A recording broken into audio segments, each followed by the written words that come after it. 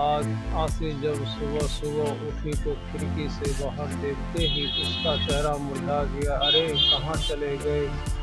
कल तो यहीं थे। इतने महीनों से रोज सुबह दोनों को देखा उसकी आदत सा बन चुका था। और रोज जब दोनों अपनी जगह पर नहीं थे तो आशी को कुछ खाली खाली सा लग रहा था।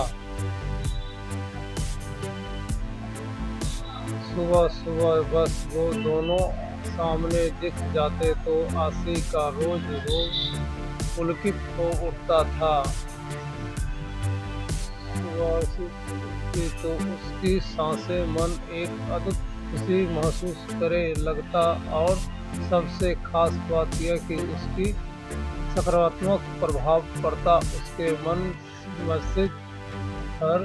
कमल खुद ब खुद कोई गीत लिखने, पता नहीं क्या जादू था उस नर्गिस फूलों में। बस देखते ही मन मचल उठता। शायद असीम का असीम प्यार भरा था उसमें। आखिर उसी ने तो आशी के जन्मदिन पर यह मामला उसे उपहार में दिया था। और फिर दोनों ने मिलकर उसमें अनगिनत फूलों का यह पौधा लगाया था।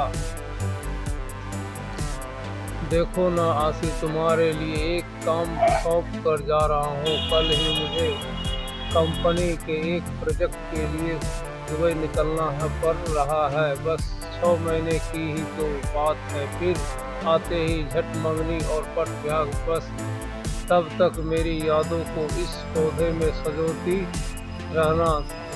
असीम के आशी को बातों में उलझाना बड़े अच्छे से आता था। आशी हर रोज बड़े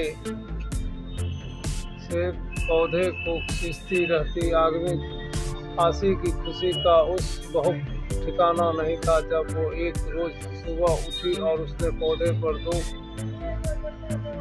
फूल खिले हुए देखे।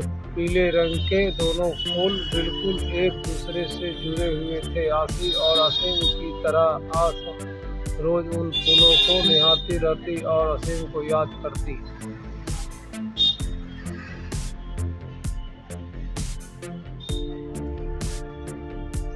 दूरियों से कैसे काम हो सकता था। इसी क्रम प्रेम की शक्ति ने तो उसे क्या खास बना दिया था। कभी किसी को चिट्ठी पत्री में 2 अक्षर न लिखने वाली आशी की कला आज अनुभव चलने लगी थी। अपने जज्बातों की साइज में भिगो कर क्या न लिखा डाला था उसने। तेरे आसपास में खुद को ऐसे फना कर दिया। हमने जिंदगी बाकी ना बची, ना तेरे साथ और ना तेरे वादा। पता नहीं कैसे एहसास थे जो दिल से निकल कर पन्नों पर बिखरते रहते थे। जब भी मन होता तब होता आशी उन नरगिस फूलों को निहारते हुए खिड़की के पास कागज कलम लेकर बैठ जाती। जब डांटना शुरू कर देती थी तब सीख पड़ती कि कुछ खाना भी है और घर का काम काज भी देखना है। पता नहीं पिछले कुछ दिनों से क्या हो गया था उसे। पतझड़ का मौसम आ गया था। फूल मुरझाने लगे थे। माली से फूल कर खाद पानी भी डालना असीम को फोन कर बताया तो वो भी पहले फूल खूब हंसा, फिर बोला पतझड़ बीत जाने दो, सब कुछ ठीक हो जाएगा। चारों तरफ एक बहाने लगी थी लेकिन फिर भी आशी को कुछ सही नहीं लग रहा था। आज भी उन फूलों को देख के बिना बेचैनी बढ़ रही थी। आशी कागज कलम फेंक कर बाहर गई थी और गमले के आसपास ही चहलकदमी करने लगी। कुछ समझ नहीं आ रहा था कि क्या हो रहा है। इसी सोच में उसे यह भी ध्यान नहीं रहा कि काफी देर से बाहर की घंटी बज रही है।